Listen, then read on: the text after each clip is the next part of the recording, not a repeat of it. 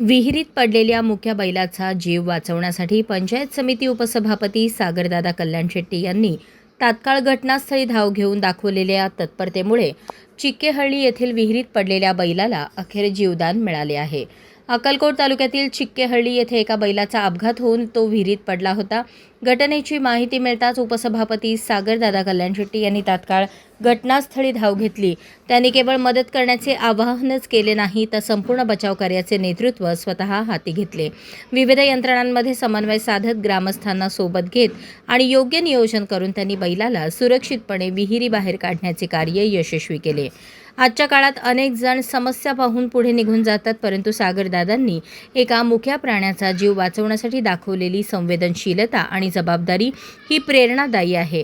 त्यांच्या या कृतीतून प्राणीमात्रांविषयीची करुणा, समाजाप्रती असलेली बांधिलकी आणि संकटसमयी नेतृत्व करण्याची क्षमता दिसून येते।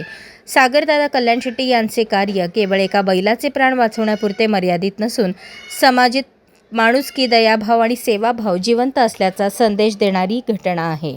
या धाडसी कार्याबद्दल सर्व स्तरातून कौतुक होत आहे। नेतृत्व करणे म्हणजे केवळ आदेश देणे नव्हे तर संकटात स्वतः पुढे येऊन जबाबदारी स्वीकारणे हे सागरदादांनी आपल्या कृतीतून मुक्या जीवाचे रक्षण करून मानवतेची खरी ओळख असल्याचे दाखवले आहे।